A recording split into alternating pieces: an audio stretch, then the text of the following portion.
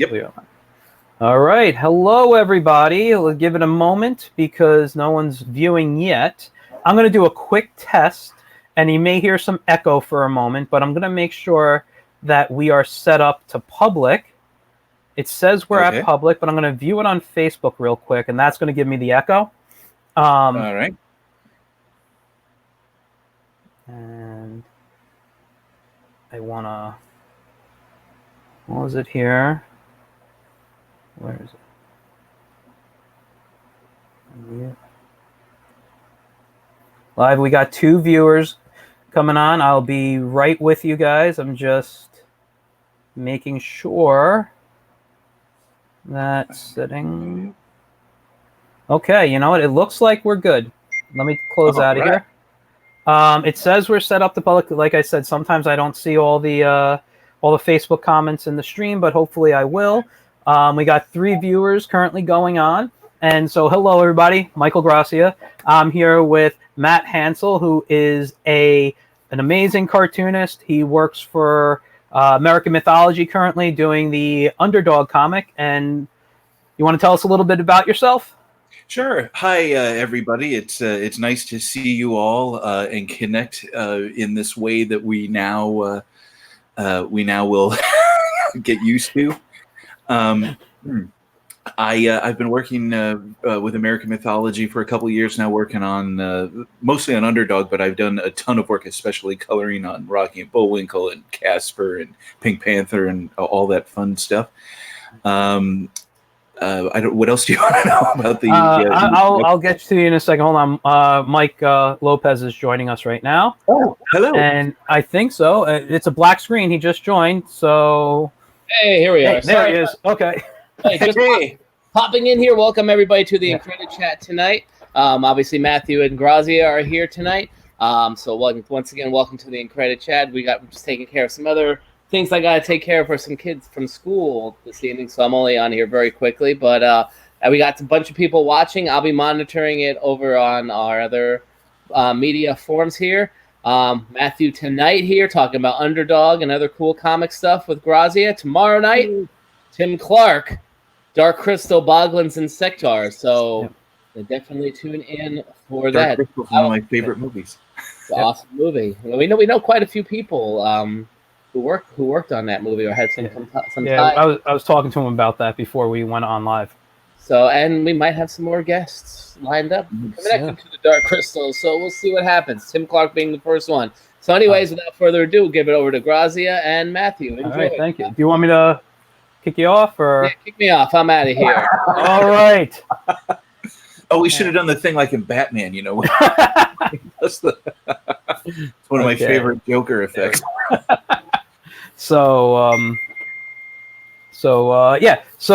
you've been working for American Mythology now for, you said, about 2 or 3 years, something like that. Yeah. It's okay. No, go ahead. All right. I was going to say, how long have you been a professional artist, like working in the field, maybe in comics? Sure. My first real published work that I got paid for was over 20 years ago. When I was in graduate school, I was a cartoonist for our local college campus newspaper. I went to school at Northern Illinois University, so the Northern Star was our paper. And I did a daily comic strip called Will and Ike, about 2 guys named Will and Ike. They were kind of college students trying to figure out how to make it through school and, get girlfriends and all that fun stuff. Heavily influenced by Shoe, Jeff McNally's strip about. Love that strip. And I did that for 2 years. I was also an editorial cartoonist and a column cartoonist, illustrating columns for people.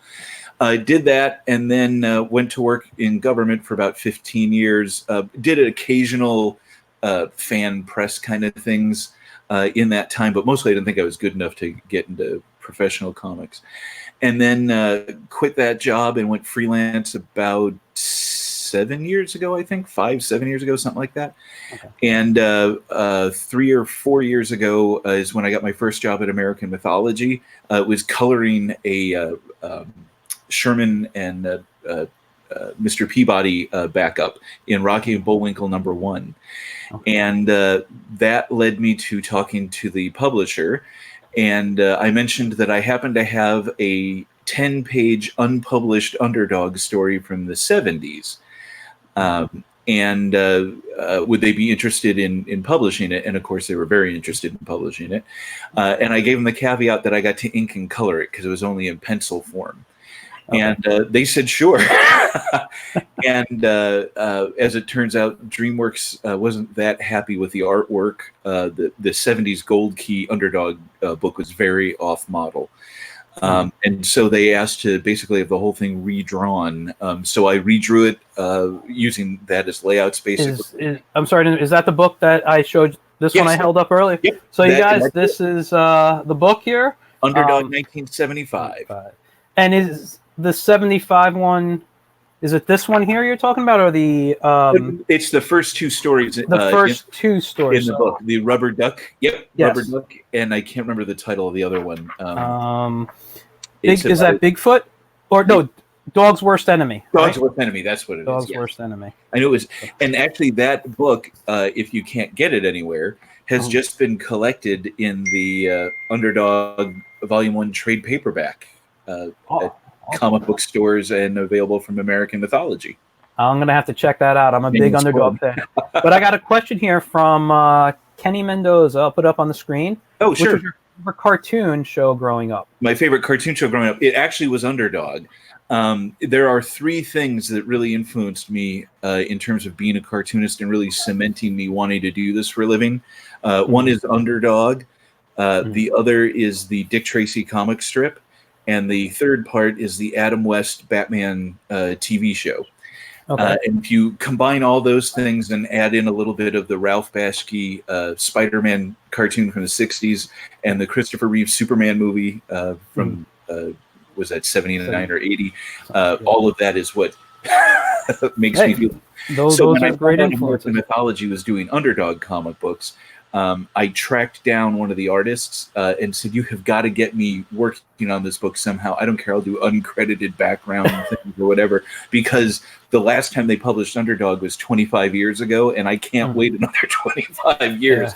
Yeah. And so it all worked out. But yeah, Underdog was my favorite cartoon show growing up, bar none. And who's your favorite Underdog villain?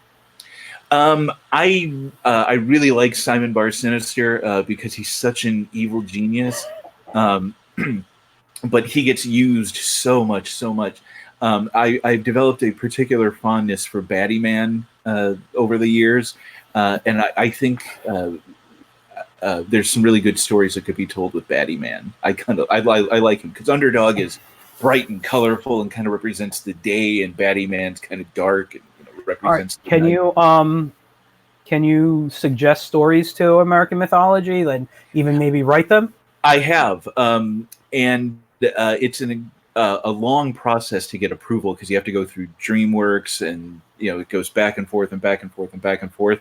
And I've pitched some story ideas, but they've got enough stuff in the pipe in various stages of approval already that they probably won't need to use my ideas. Okay. But maybe if it keeps going. Yeah. And that's the hope, right? Yeah. How long have you been working on Underdog for again? When the 75 special came out, so that was 2016, I think. 17. Okay, so that's a good 4 years, 4 years then. 4 years, something like that. I'm terrible with dates. Okay, we got another question. Oh, sure. Here, another Kenny question here. Who would win in a one-on-one battle between Batfink and Underdog? Oh, between Batfink and Underdog. I will say Underdog because Underdog, he's the hero that never fails and can't be bothered by other details. Yeah. So I would say by story fiat, Underdog would just win. I like Batfink, but I don't know the true depth of his powers, so maybe it'd be more even matched than I'm thinking of. Yeah, I'm not too familiar with Batfink myself. I wouldn't mind drawing a Batfink comic book, though. Yeah, I mean, your style would be great for that, too. You draw... I don't know if anyone follows Matt who's on here, but do you want to give out any information where they can get you? Oh, sure. My Facebook profile is public, and so you can follow me on Facebook. I'm Matthew Hansel, and my avatar is a little underdog, the underdog logo. On Instagram, I'm Matthew Hansel, so it's just Instagram/Matthew Hansel. And on Twitter, I'm Will Andike, WILANDIKE. And that's my Twitter handle. All right. I want to talk a little. You mentioned Dick Tracy. Yeah, I'm a Dick Tracy fan myself. Oh, right. I grew up.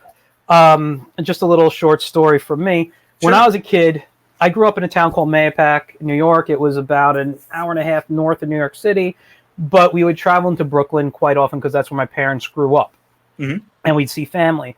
And my uncle, my dad's brother, he was one of the most amazing artists I've ever seen as a kid, but he never really went anywhere with it. He just loved to read the comics. I'd sit with him as a little kid and we would read the comics together, and he would draw, and he'd be able to draw anything out of the comics. And it wasn't like copying the image. He could put them in whatever poses he wanted to. So it was like we would just have this great time sitting and drawing and reading comics. And Dick Tracy was one that he enjoyed a lot. And he would draw, and I could never, as a kid, always tried and never drew Dick Tracy, but I love that graphic style. Yes. About it. Go ahead. Tracy he looks so simple to draw, but if even one line is just kind of out of place, the whole thing kind of falls apart. Tracy has been a part of my life for a long time. My grandfather was a big fan of Dick Tracy, so for holidays and birthdays and stuff like that, I'd always do a Dick Tracy drawing for him. And I have been fortunate enough. I was good friends with Dick Loker, who drew the strip for 30 some odd years, from the mid 80s basically up until the mid 2000s. And he worked for Chester Gould in the 50s. So he was one of Chet's assistants. So it's really cool to have that kind of connection to Tracy. Yeah. I also live in a town called Harvard, Illinois, and the next town over from me is Woodstock. And Woodstock is where Chester Gould lived for 50 years, doing most all of his Dick Tracy work there. Yeah. And as a result of that, there's a museum in Woodstock, or there was, it's online now, called the Chester Gould Dick Tracy Museum. And so I'm on the board of directors there, where I've gotten to become friendly with the entire Gould family. That is fantastic. They really are kind of like a second family to me, and I love them all dearly. So yeah, Tracy has a very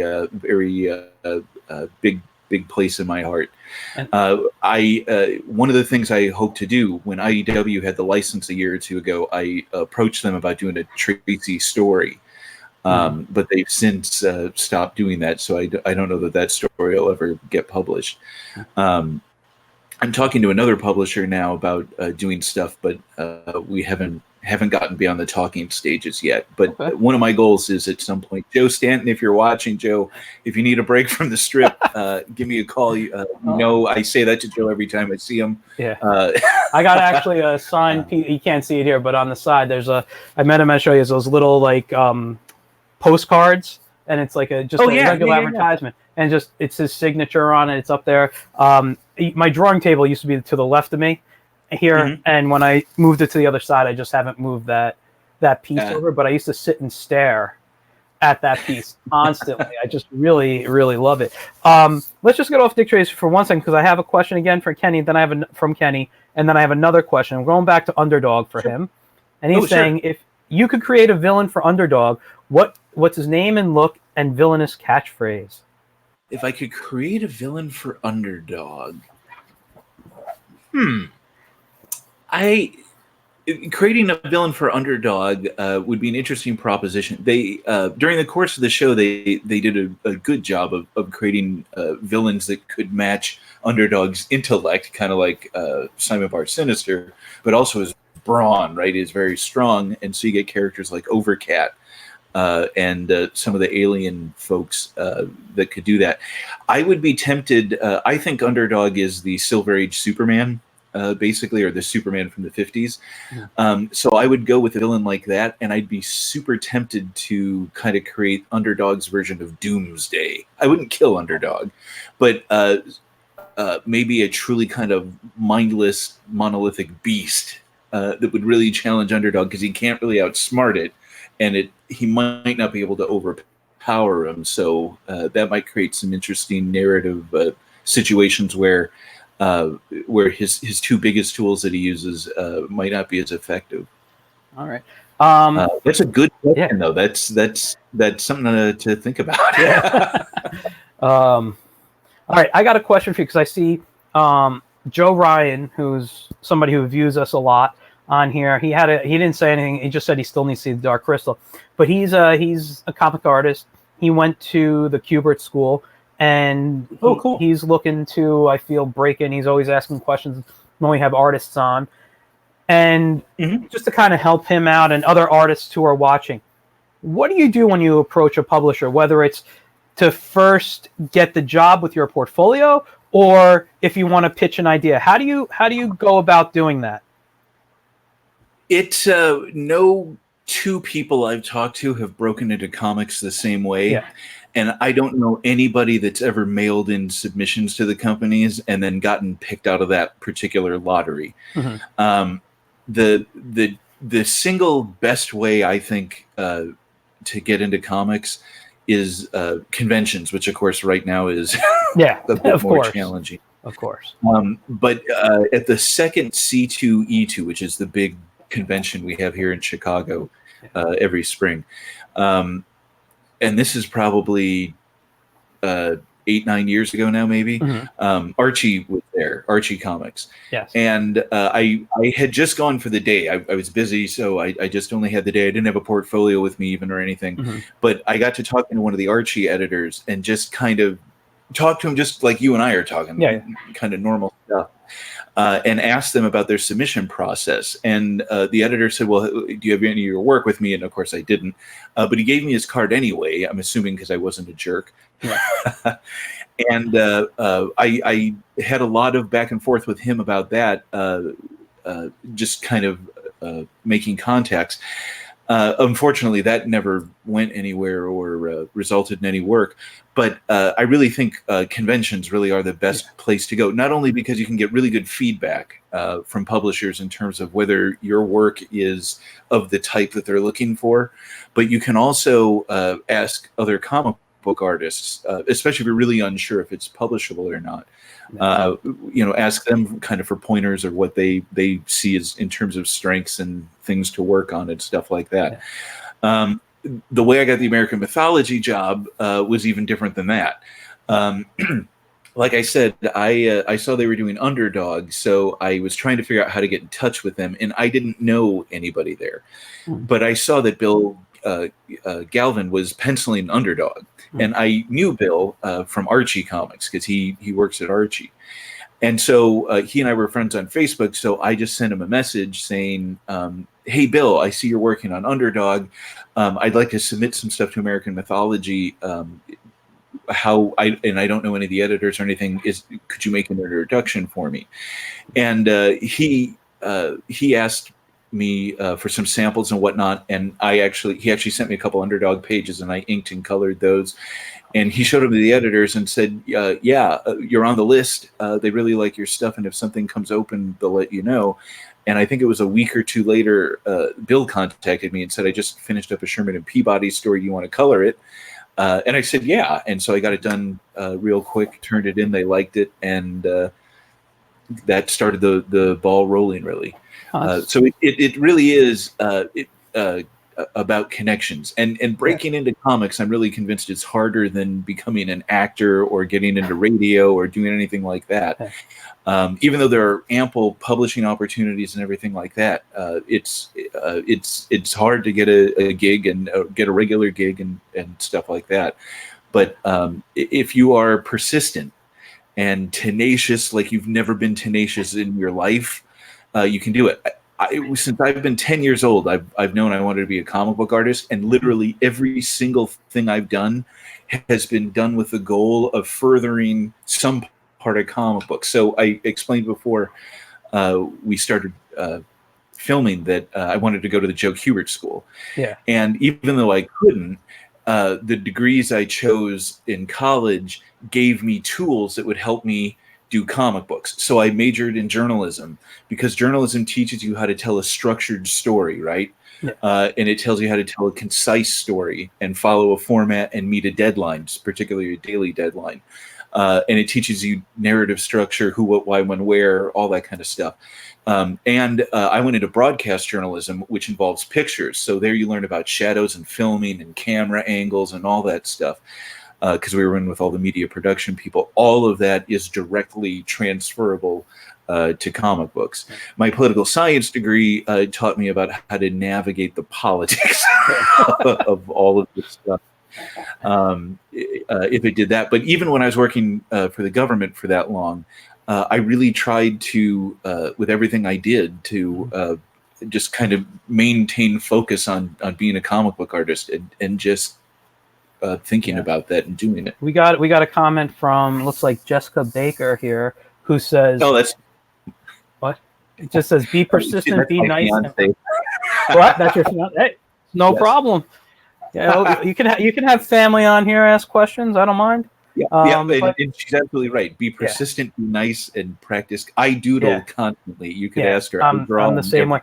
I'll tell you this: when I'm in my studio here, I could be in here 12 hours straight, be exhausted from staring at the screen on my Cintiq.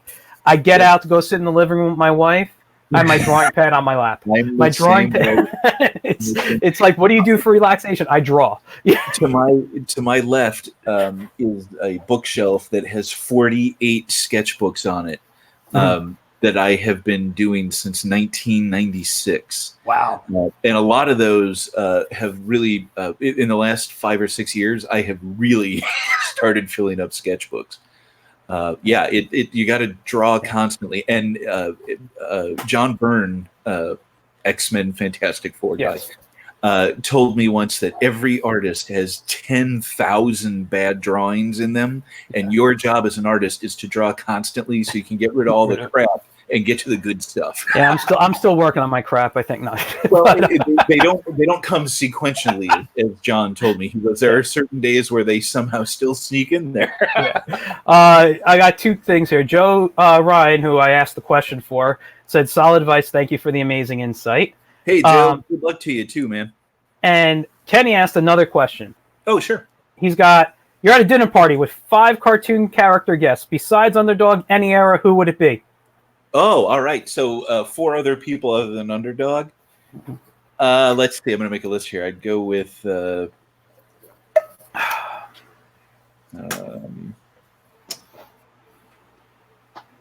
let's see here. I would go with Dick Tracy for sure. I'd probably go with Batman, and I'd go with the Golden Age Dick Sprang Batman. In terms of personality, I love the Denny O'Neil Batman more than most people, but I don't know that I'd want to have dinner with him. I would also I would pick Space Ghost because I love his design, and Alex Toth do no wrong. Yeah. And Flash Gordon. Wow, you picked a lot that I think I would pick. I don't know about Batman, but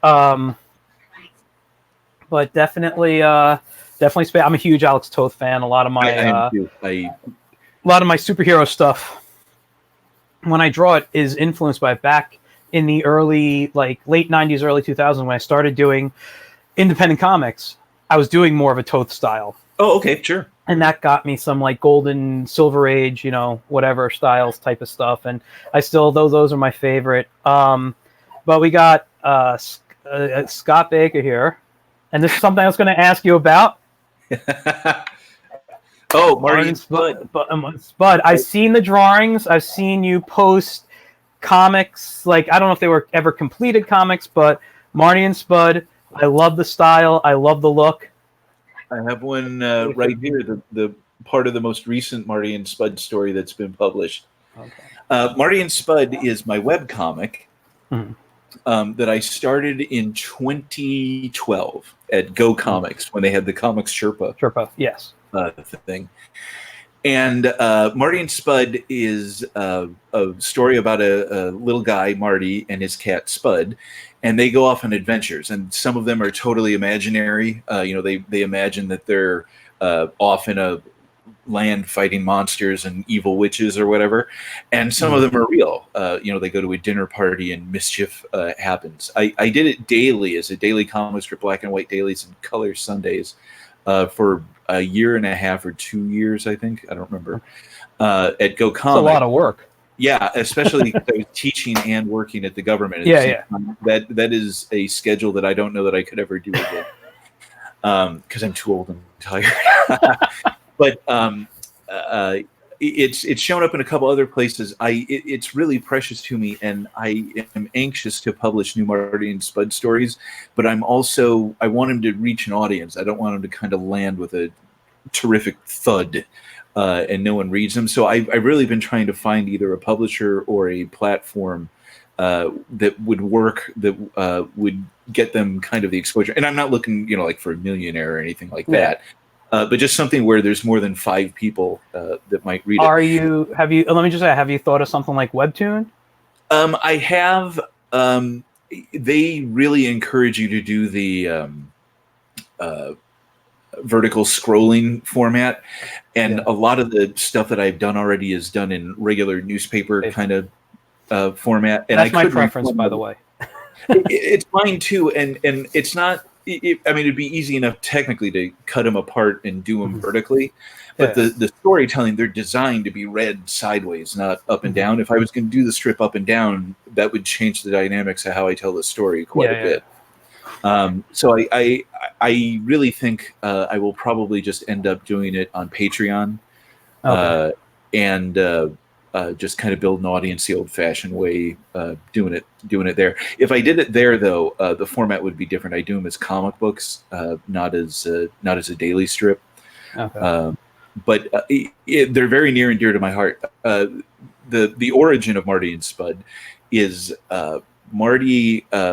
Bunty was a friend of mine for my entire childhood, up until college. Everyone graduates and goes off to school or whatever, and he died kind of unexpectedly in 2003, and he was 2 months to the day older than I was. So someone who's been like a brother to you for so long, and they just kind of die, has kind of an impact on you. And Spud was my cat that unexpectedly died when I was in college, my first semester. And I'm fairly sentimental, and so when I was wanted to create a comic strip, I'd always wanted to do something to honor both of them, and the idea occurred to me to kind of mash it together and do that. Marty and Spud owes a lot to Calvin and Hobbes. I was going to say, it sounded a lot like it when you were describing it. Yeah, and the art style that I use for the strip is kind of, I would describe it as Bill Watterson pencils it and Jeff McNelly inks it. Okay. And they both have fairly similar styles anyway. But that's kind of my goal with doing that. The most recent Marty and Spud story was done, what the Hero Initiative is. Yes. The nonprofit to help comic book artists. Every year at C2E2, there's a charity book that's done, a limited edition thing. And so the editors of that book approached me and asked if I do a Marty and Spud story. And so that's been the most recent foray that they've had out there.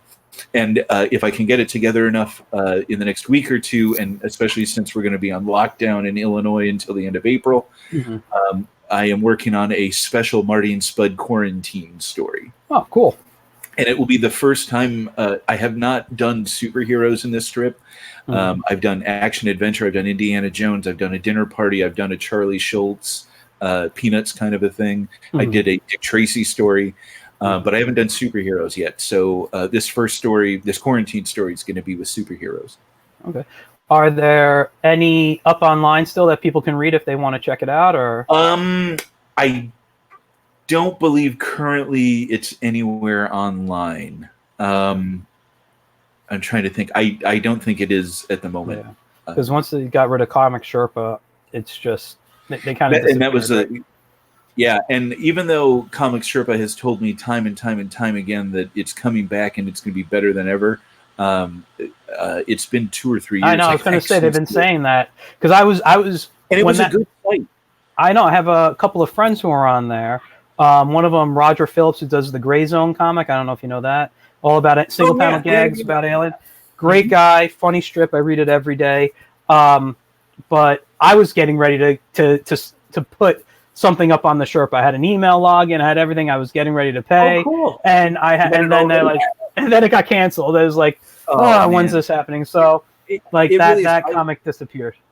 And I have a friend who I made. He was doing a strip at the same time, and now he's syndicated. The Pirate Mike comic strip. Oh yeah, I know. Done by Brad. Starts with a P. Parisi, I think. I can't remember his name, but I'm connected with him on Facebook and social. I love the strip. Yeah, everyone out there, go read Pirate Mike. It's a fantastic concept, and it is a terrific art style. I mean, it's great. It's a 4-panel strip. It's really good. The kids will love it. Yeah, it's very fun. I've always been more of a strip guy than a comic book guy. I always loved books, but when it came to the comics, I always preferred strips over. Are you the same? I have a real love of the comic strip format, and that's because when I was a kid, you would read interviews with comic book artists, right? You know, Dick Giordano and Neil Adams and all those guys. Yeah. And all of them wanted to have comic strips because in the 50s and 60s, being a comic book artist was kind of slumming it. You know, the strip artists were prestigious, right? Milton Caniff and Chester Gould and Sparky Schultz and all those guys. And, you know, they made, Milton Caniff was on the cover of Time magazine. You know, cartoonists were really revered back then. I remember. I'm sorry to interrupt. I remember I was watching an old. I like to watch like old things on YouTube back from like the 50s and whatever. And I was watching a what was that show with where they had to like guess who the guest was? They were blindfolded. This Is Your Life. This is me. I don't know, something like that. And they had a panel of judges, and they would ask questions to this guy. But it was Chester Gould. And people were just like, when they found out that he was treated like bigger than the celebrities who were on the panel there. I thought that was hysterical, and it's just amazing. Yeah, and now it seems that people struggle to get credit for what they created. We've gone backwards, it seems like, somehow. But yeah, and the comic strip format, it just telling a story kind of incrementally like that. And there's a real art to telling stories in comic strips. Yeah. I love everything about it, and the fact that it's so immediate and used to read it just every day. It was the highlight of my day was to read Shoe, Calvin and Hobbes, and Dick Tracy. Yeah, I was always more of a even though I love those, I was always like, Walker. I wanted Beetle Bailey. I wanted High and Lois. I love Hagar the Horrible, which is Dick love Brown, but all of those. To my left here is a bookshelf that has all of the Hagar, all of the Beetle Bailey, and a huge and a big shelf of Chris Brown, the guy that does Hagar now. Dick Brown's kid. Yeah. He's done a couple of kids books and picture books and stuff. Mm-hmm. So I have all that. I love his art so much. It's fantastic. And through all of those, there's an Underdog connection to Mort Walker. Really? The cartoonist who did a lot of inking for Mort's studio, named Frank Johnson. He inked Beetle Bailey for a while. He inked High and Lois for a while. He took over the strip Boner's Ark from Mort Walker, if you remember that. And Frank did all of the Charlton Comics Underdog books. Oh, really? I didn't know that. And in the early 70s, Charlton did, it's either 10 or 12 issues of Underdog, and Frank did all the artwork for them, and it looks exactly like the show. I really encourage everyone, if you get a chance, go on eBay or whatever and get the old Charlton Underdog comics. I have a couple of them. I know that because today, before, when I knew you were coming on, I pulled out the books like I showed earlier. No, the ones that here, but I didn't pull out my older ones because I'm like, you didn't work on them. So I said, let me pull out the books you worked on. And I saw a couple of old Underdogs in there, the Charlton issues. If you look at the old Charlton ones, and also the Charlton, they did a, the Mountie, what's his name? Oh, Dudley Do-Right? Dudley Do-Right. They did a Dudley Do-Right book, and he did the artwork on that. He also did his own lettering. So I am in love with any comic book artist that does their own lettering. So, Jim Aparo and Frank John Byrne for a while in the 90s. I really like doing my own lettering and stuff. So you do everything by hand, because I saw your your posters? Some of that is by hand, some of it is not. I have a couple fonts that I've created of my own handwriting and tinkered with. And then also when I do the lettering itself, I'll mess around with the kerning and the spacing and whatnot to kind of make it look uneven so it looks as hand lettered as possible. Oh, that's cool. But I also like the lettering on the board. So actually working digitally now, I pencil everything digitally, add the lettering, and then I print that out as blue lines. That really works well for me now to get the lettering on the board. Yeah, I've done what I do usually is I'll make the boxes, like I'll go in Illustrator, make the boxes, I'll put in the text on there as well, and then I will print those up, and that's what I draw on by hand. Then I scan them back into the computer and digitally ink.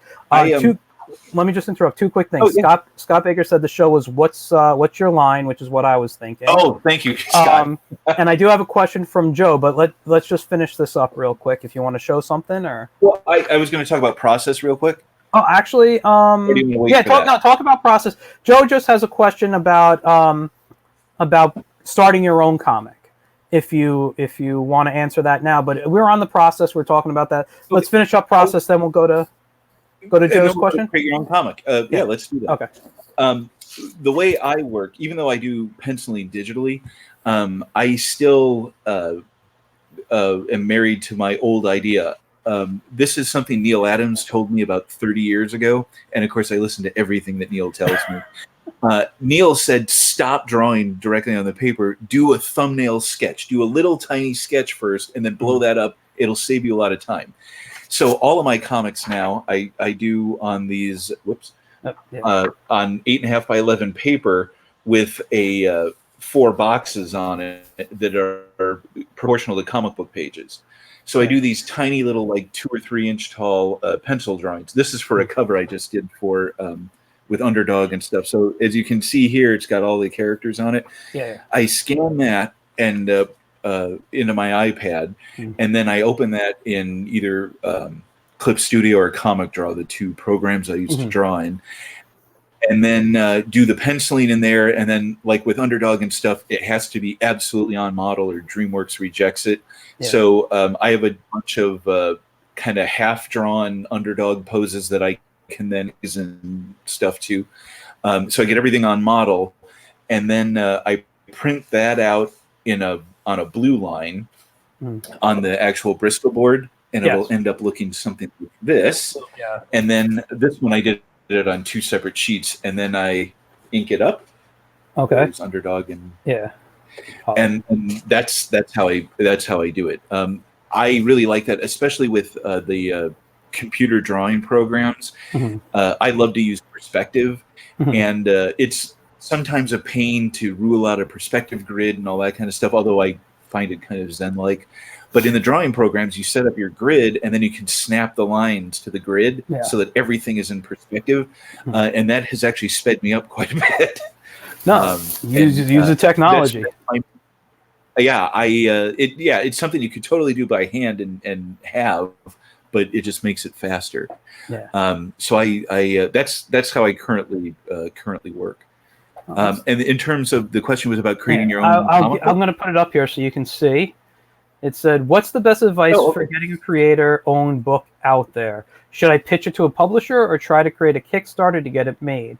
Because I'm in the process of working on my own book. Any advice would be much appreciated." Oh, sure.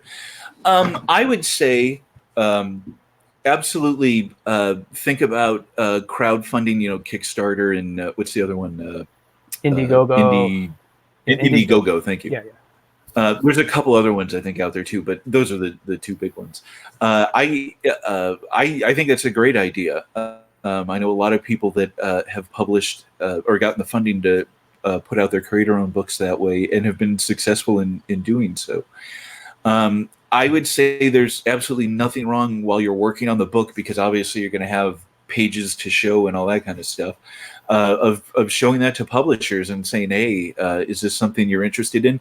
And don't necessarily start with Dark Horse and Image and IDW and stuff. I mean, they may very well be interested, but chances are they probably have other plans and ways of doing things.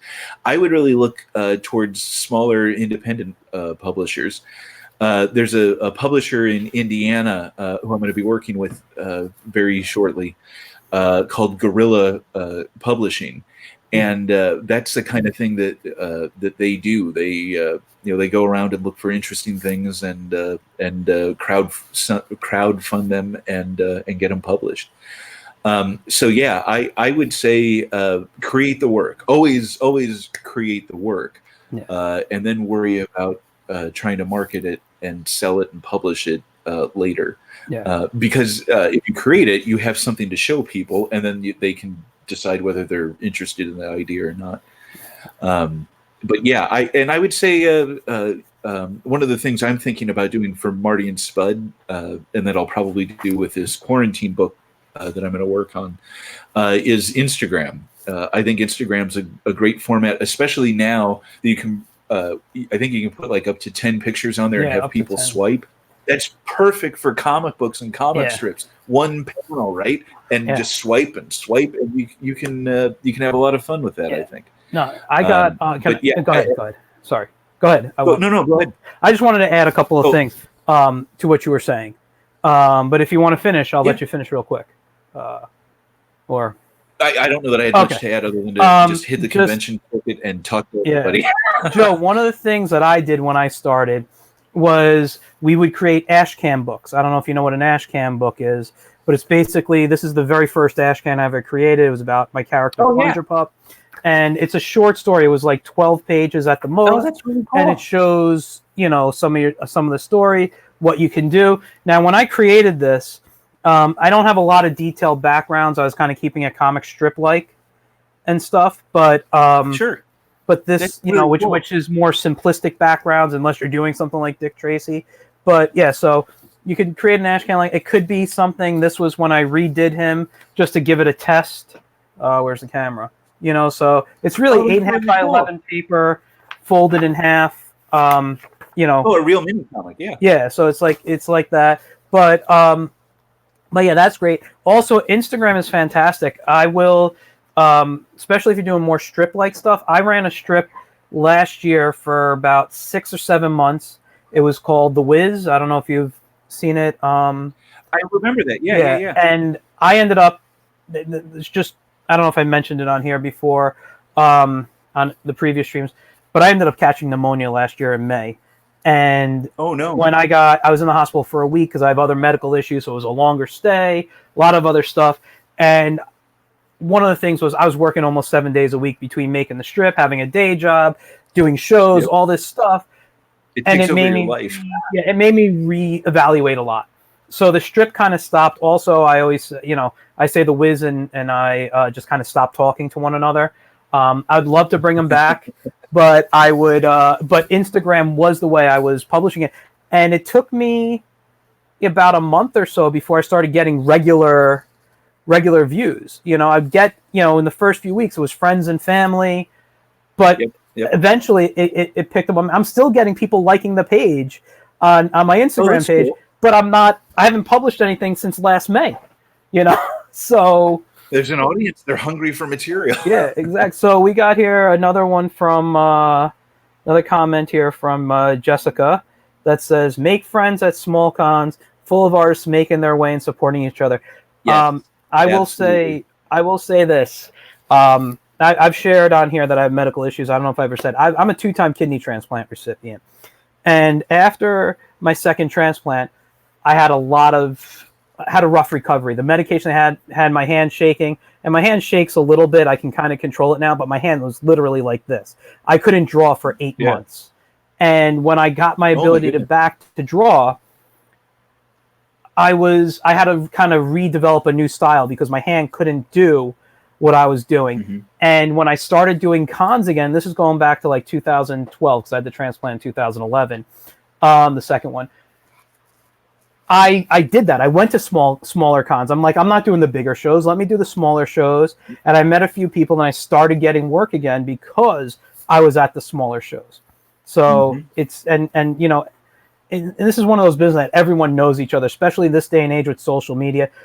I mean, I would have gone to a comic shop and picked up Underdog because I love Underdog, but I'm connected with you on Facebook. How was I supposed to know I'd be connected with the artist of one of my favorite characters, you know? And then I could reach out and say, hey, would you like to be on here? Talking with people is like the best thing. Never be shy.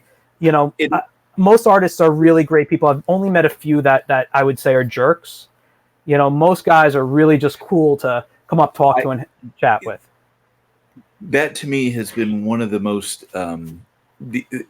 even from when I was a kid, the most amazing part about the comic book industry is that even though we are all essentially in competition with each other for the same audience, I have not ever met a comic book artist or writer or editor or colorist or letterer who wasn't willing to spend some time either with me or with other up-and-coming creators or people that have questions and patiently answer those questions and talk about being a cartoonist and all that kind of stuff. It really is one of the most supportive industries that I've ever encountered. We're both in teaching. I used to work in government. I have friends that are actors, and actually the music industry. Comic books, in my experience, is probably one of the most kind of self love, I guess, I don't know, industries to be part of. Everyone really seems willing to lend a hand to help other people out, whether and there's stories we don't people needed a gig, so one of their buddies hired them just to do layouts or do background inks or things like that. The community of comics is just absolutely amazing. No, it is. I've worked. Well, I don't really share with people I worked with too often. But no, it's because sometimes I don't. It's I don't know. It's not like secretive to me. I have no problem sharing it with people. Oh, go talk to this guy. It's good. But I wanted to really comment on the championing, what you're saying, how people help each other out. I have friends who post my work on social media who's like, look at what Michael Grassia just drew. I see people sharing your stuff, and the likes and the comments, and all this is just getting out to people. Everyone just shows so much love and helps each other out so much, especially these days with social media. I mean, you put up a Kickstarter and everybody's posting about someone's Kickstarter. Everyone's sharing it. Let me just show here. Joe Ryan says, I think you both have solid advice. I like your process, Matthew. I like your input on ash cans and using Instagram the way to post the comic. Thank both of you. So you're very welcome. You're welcome, Joe. It was a great question. Yeah. Are there, I got a couple of other questions for you, but are there any questions that anybody in the audience wants to ask? Please do so, because we're going to be wrapping up probably in about 10 minutes at the latest. We usually do this for about an hour, so I don't want to keep you over by me. It's, I'm in New York, so it's almost 9:30. You have a little bit more time to, to do stuff. I kind of like to wind down and relax and, do my nightly around 10. One of the secrets of my success. Now here, this is both an inspirational story and a warning. When I was a kid, I read an interview in, I'm pretty sure it was Comics Journal. They interviewed Dick Giordano. Okay. And Dick was, and still is, my favorite inker ever in the history of comic books. Yeah.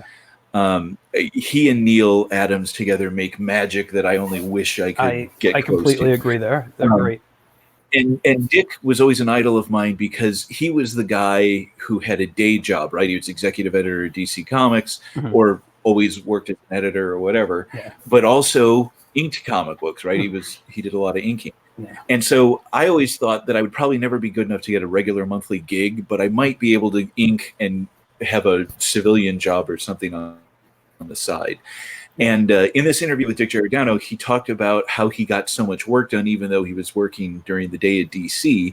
He said he started his days at 4:30 in the morning. So he would get up at 4:30, ink a comic book page or so until about 7:30, catch a train to New York and whatever. So I assumed that all creative people got up at 4:30 in the morning because I had also read that Chester Gould did that. So when I started working and disciplining myself to draw every day and stuff like that, I started getting up early at 4 or 5 o'clock in the morning, something that I still do to this day. I wake up without an alarm clock at 5 o'clock every day, and that's when I start working. And I'm the same way though. It's me. What? I'm sorry. Repeat that. I said I don't encourage everybody to be as crazy as me, but there is, and Ernest Hemingway used to get up early and do his writing in the morning, and there is really something about between like 5 and 7, the world is quiet. There's something magical about that time. Hemingway wrote that things are true at first light. And that has always been an inspiration to me. So I believe in getting up early and starting the day early. Yeah, no, I'm not going to disagree with it. I wake up between 4:30 and 5 every morning without an issue. It's just how my body is. And now that we're quarantined, I'll work or I'll write or I'll just answer. I'll do something productive until about maybe 6:37, and I might go back to sleep for an hour or so. So it's just I'll be like, okay. But I'm noticing though, now that we're having this quarantine, around 3 o'clock in the afternoon, I'm like, I take a nap now. You know, it's like I've worked just straight quarantine thing, and it's changed. This quarantine thing is.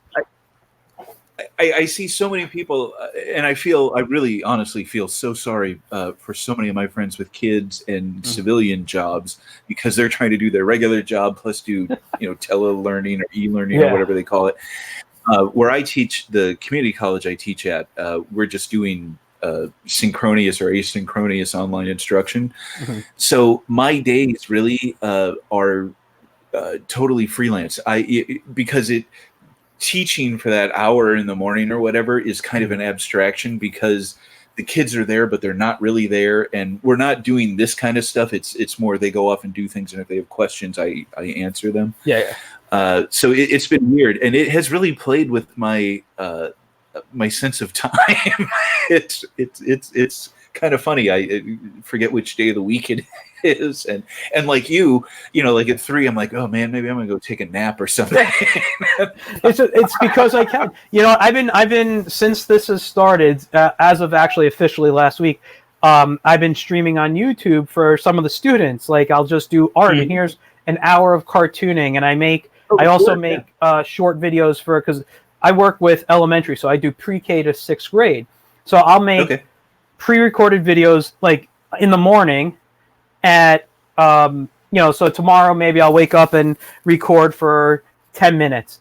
I'll upload that to YouTube, and now pre-K to like 2nd grade have a fun craft project or something.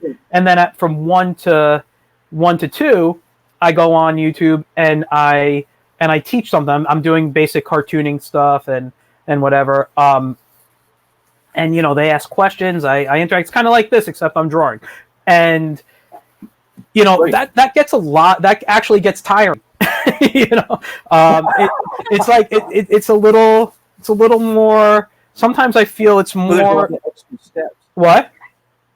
I'm sorry. Repeat that. There's a lot of extra steps. Yeah, so I'm doing kids. And then there's technology where normally when I'm with them, I go in the classroom, I draw on the board or I draw on a piece of paper, and there's a projector, and there's a lot more easier stuff. I feel like sometimes I'm doing more work right now than when I walk around the school with a ream of paper and say, here's some paper, let's draw together, So yeah, I feel like I'm more tired a little bit with it. Yeah. I don't mind it. I actually love this.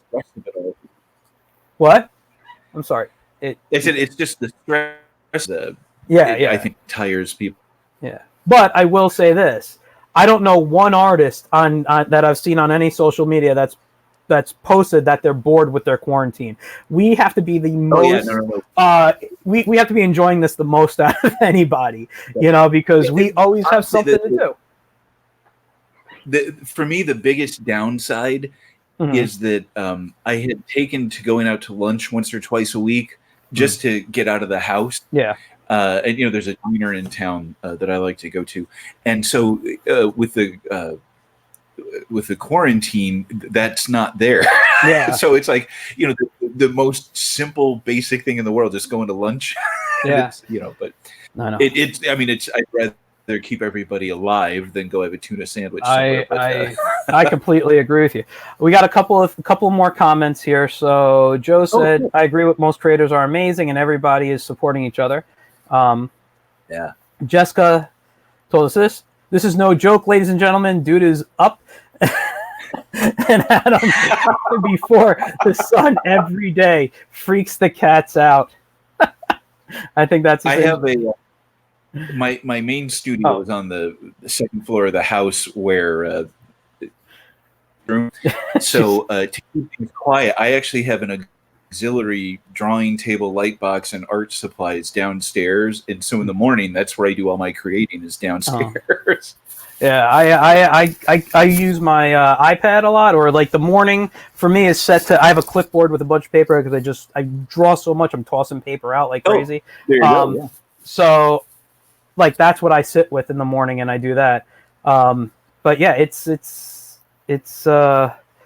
I gotta say it's a great lifestyle right now. Just kind of waking up, doing what you want to do. It is. And then as long as the publishers can keep publishing, we're going to be all set. Yeah. But the problem is right now, comic shops are mostly closed. Diamond isn't distributing, so that's an issue. Now, go ahead. I was going to say, all the fans out there, to the greatest extent that you can, go to your local comic shop before everything gets closed and go pick up all your books. Go, buy some graphic novels, get a gift certificate, do whatever you can to kind of help those guys out. Because I think you guys in New York are in the same situation we are here in Illinois. The quarantine's extended to the end of April. April, yes. Or the stay-at-home, whatever they call it, is extended to the end of April, and non-essential businesses are closed. And unfortunately, comic book shops are considered non-essential. Yeah. Although everyone cooped up in their house needing entertainment, that seems to me to be critically essential. But I'm not the governor. No, comic books really are going to need everyone's help to kind of weather this storm. Yeah, I the day before they were shutting down everything, and I was a little nervous to go out, like I said, because of my medical issues. I did go to the comic shop, and I did get like DC Showcase. I love to collect the old because like Superman stuff because I'm a big Kurt Swan fan, and I love I picked up like some 80s, 90s GI Joe trades, and I just picked a bunch. So I have stuff. I have stuff to read. I have nothing on a pull list right now, but the store, I don't know if they're still doing it, but they were doing curbside pickup for a little bit until. I guess whenever. I mean, I know they did it last week or whatever, and now, and I'll just let me just give a little shout out to them. If you guys are in Yonkers, go to the Spider's Web, Yonkers Avenue. When they reopen, they're across from the casino. It is the best store in Westchester, in my opinion, and everyone there is totally awesome, and they have a great staff there. And I'm sorry, go ahead. I was going to say what I did. You're a little braver than I am. I called my store, Graham Crackers. They're all shut down right now in Illinois. But before they closed, I called my local store and had them mail my stuff. So I just gave my credit card information, and they mailed it to me, and I got it on Monday. And I think most shops will do that. If you ask them to mail it to you or whatever, they'll work with you to get it done. There's a lot. No, go ahead. Oh, I'm sorry. Go ahead. Go. I was going to say a lot. All right, here, you go first. I was going to say, if you're in northern Indiana, northwest Indiana, Creative Comics is still doing curbside pickup. I'm sure they'd mail stuff if you need them to. They're running all kinds of specials. So go out there and talk to Jim and have him set you up. Yeah, I was going to say I saw a lot of Facebook posts from comic stores I follow saying they are doing the mailing. Yep. As long as they're still open, they're going to mail to you. There's a few stores. Obviously, they can't do any business, like have people come in, but they are taking anything from pull lists and mailing if you pay with a credit card. So check out if your store is doing that. You're right. People need stuff to read during this time. Yep. I can only watch so much TV. I don't know. I think I've watched the Lord of the Rings trilogy extended edition twice now since I've been on quarantine. And listen, it's my favorite trilogy. I'm a huge Tolkien fan, but I can only watch that how many times before I start mouthing every single line? I haven't busted out any movies yet because originally our quarantine was only until April 7th, so I figured I've got enough work to keep me busy. Yeah. But now, knowing that there's a couple more weeks added onto that, I'm starting to think, well, all right, we can watch the Star Wars movies, we can watch the Indiana Jones. There's a lot of good character stuff to watch out there. Yeah, I got to pull out my Indiana Jones. I totally forgot about that. So. Well, and plus, there's a ton of movies that have come out in the last year, not had the time to go to the theater or download or whatever. Maybe now's a good time to go do that. Yeah, no, that's perfect. And Ozarks. Talking about Ozarks, is that a good show on Netflix? I saw the first, I think, 2 seasons of it. I don't know what season they're on now. I kind of like. I think they're on. Are they on 3? I kind of liked it. I had some issues with the show here and there, but it was a very. It was. I'll say the first season was definitely interesting. I like that. At least worth watching. Yeah, I don't remember the second season, so I don't know if I saw it. I thought I did. It's like watching Stranger Things. The first season was great. Second season was, to me, I'm like, if the third season didn't redeem it, I would have been like, I'm done. So I know I'm probably going to get a lot of hatred for that. Everyone loves Stranger Things. But I didn't like the second season. I'm sorry. I didn't think I didn't like the direction they took it in. So, well, I to spare you, I will. I'll put out my unpopular opinion, and I will say, I don't think Watchmen is as good as people think it is. Are you talking the show that they're doing? You're talking about the comic book. Oh, the graphic novel. Oh, okay. And I've had that opinion since the first time I read it. Yeah, it's been a while since I read it. I don't remember. I know the story, but I don't remember. Popular opinion. A lot of people worship at the altar of Watchmen. Yeah. His dark. Who's a Scott Baker says his dark materials. I don't know. His dark materials. I don't know what that means. I don't know, Scott. What do you mean by that? I'm not sure. Yeah, reply to that one there, please, and then we're gonna probably wrap it up because it's been an hour. HBO, his dark materials. That must be a show on HBO. I don't know. I've not seen that. Yeah, I need to take advantage of the free HBO thing before you subscribe. Don't they do like a 2-week trial or something like that? Maybe I don't know. I might have to do that to catch up on Curb Your Enthusiasm. Let me tell you, I have every streaming app. I have the Boomerang app. I have Netflix. I have Hulu. I have Amazon Prime. I have the DC Universe app. So I just go on and I watch stuff constantly. It's whatever. I'm a huge DC Comics fan, but I have not yet gotten the app. Mostly because I'm afraid I'd never leave the house, even less than I do now. You know what? If I got it.